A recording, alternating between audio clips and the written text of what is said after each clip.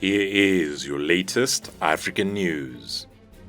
Your African news highlights. Africa-wide, Ghana, Kenya, Malawi to gain further access to malaria vaccine.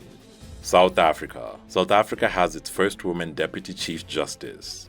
Zimbabwe. To stem inflation, Zimbabwe debuts gold coin as legal tender. Nigeria. Furious Michael Johnson questions Nigeria's world record. Egypt. Egyptian court calls for femicide execution to be broadcast live. Democratic Republic of Congo. Government to auction oil drilling rights in Rainforest region despite protests. Gambia. ICJ rules in favor of Gambia on Myanmar genocide case. Diaspora. Ship spills 30,000 gallons of oil in the Bahamas. Africa-wide. Ghana, Kenya, Malawi to gain further access to malaria vaccine.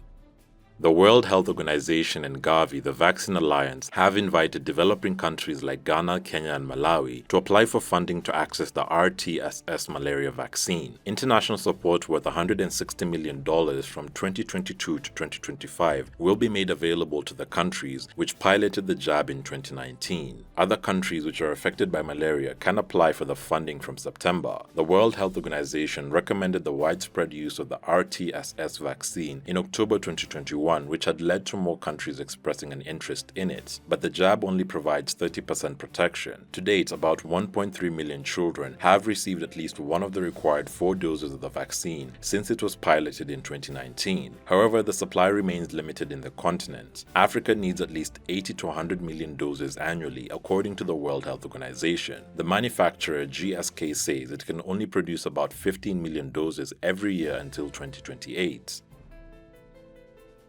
South Africa. South Africa has its first woman deputy chief justice.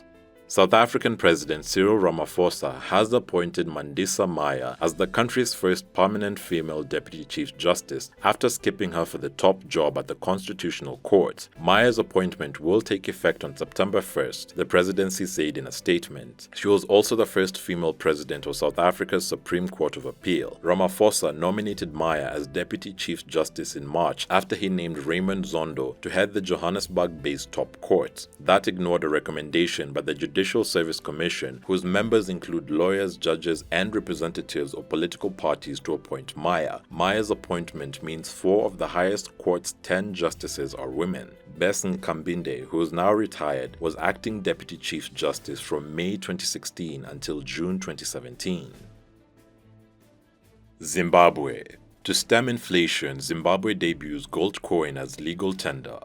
Zimbabwe has launched gold coins to be sold to the public in a bid to tame runaway inflation that has further eroded the country's unstable currency. The unprecedented move was announced on July 25th by the country's central bank, the Reserve Bank of Zimbabwe, to boost confidence in the local currency. Trust in Zimbabwe's currency is low after people saw their savings wiped out by hyperinflation in 2008, which reached 5 billion%, according to the IMF. With strong memories of the disastrous period and many retailers refusing Zimbabwe's currency, Zimbabweans prefer to scramble on the black market for scarce US dollars to keep at home as savings or for daily transactions. The central bank dispersed 2,000 coins to commercial banks on July 25th. The first batch of the coins was minted outside the country but eventually will be produced locally, according to the governor of the Reserve Bank of Zimbabwe, John Mangudia.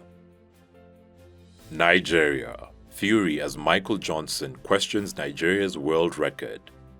Many people, especially Nigerians, are definitely unhappy with American Olympic legend Michael Johnson after he tweeted about the timing of the 100-meter hurdles event of the World Athletics Championship. In a 2-tweet thread, the 54-year-old, who won 4 Olympic gold and 8 World Championship golds, doubted the accuracy of the clock. Interestingly, Nigerian athlete Tobi Amusan set records in the same event that Johnson questioned. She first set an African record in Heat 1 of the 100-meter hurdles, then broke the world record in the semi-finals before breaking her own world record in a time of 12.12 seconds in the final.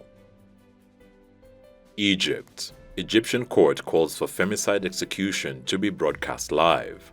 An Egyptian court on July 24th called for a legal amendment to allow the live broadcast of the execution of the killer of a female student as a deterrent to frequent homicides. In a highly publicized two-day trial, Mohammed Adel was found guilty last month of the premeditated murder of a fellow university student, Nayer Ashraf, who had rejected his advances after he confessed to the crime in court. The criminal court, which sentenced Adel in Mansoura, 130 kilometers north of Cairo, called on the legislature to amend the law governing capital punishment in order to allow the execution to be broadcast live. In a letter to Parliament, the court argued the broadcast, even of only part of the start of proceedings, could achieve the goal of deterrence, which was not achieved by broadcasting the sentencing itself. The Egyptians shared their horror online when a video went viral in June, appearing to show Ashraf being stabbed outside her university in Mansoura. The maximum penalty for murder is death in Egypt, which carried out the world's third highest number of executions in 2021, according to Amnesty International.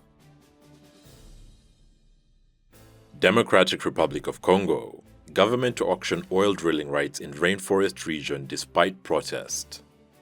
The Democratic Republic of Congo says it will start auctioning off rights next week to enable drilling for oil in more than 24 areas, including a rainforest region that green action groups say should be 27 blocks of oil exploration and 3 for gas will be auctioned off from 28th July. Democratic Republic of Congo's Minister for Hydrocarbons Didier Budimbu announced late on July 25th of the 27 oil blocks, 3 are located on the coast of the Congo River Basin and 9 in the huge Central Basin Rainforest region in the west of the country. The other 15 are in the east of the country near the Albert and Tanganyika Great Lakes. The 3 gas blocks are located at Lake Kivu, also in the east. Environmental campaigners have protested against plans to drill in the Central Basin. Oil prospection there, which will include the cutting of huge corridors to transport equipment, could have a disastrous impact on rare species and unleash carbon that has laid undisturbed for thousands of years, they say. The auction comes after the government reached a deal in February with Israeli tycoon Dan Gutler, paying him $2 billion for his rights over 2 blocks at Lake Albert. In April, it announced it will go ahead with the auction. Gambia. International Court of Justice rules in favor of Gambia on Myanmar genocide case.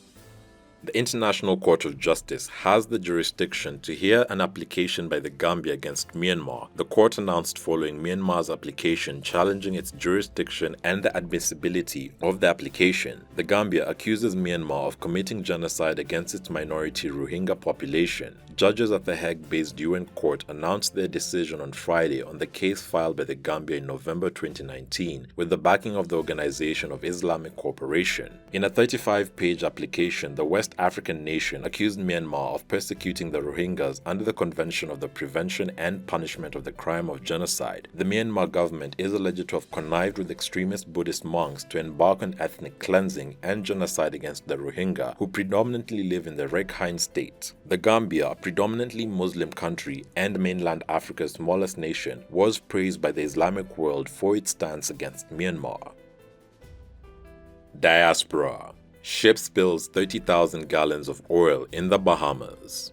Some 30,000 gallons of fuel has spilled from a vessel in the Bahamas, a government official has said. The oil spill took place at the world-famous resort island of Great Exuma, the largest island in the Exuma Island chain known for its white sand beaches and swimming pigs. The Bahamas acting Prime Minister Chester Cooper said that the spill began as the ship was unloading fuel near Old Navy Base in Georgetown for local Sun Oil, an independent Bahamian company that markets and distributes fuel and lubricants on behalf of Shell. Cooper identified the vessel involved as being the Arabian. The Director of Environmental Planning and Protection stated that the fuel spill in Georgetown Exuma is an extreme situation but easier to contain than most.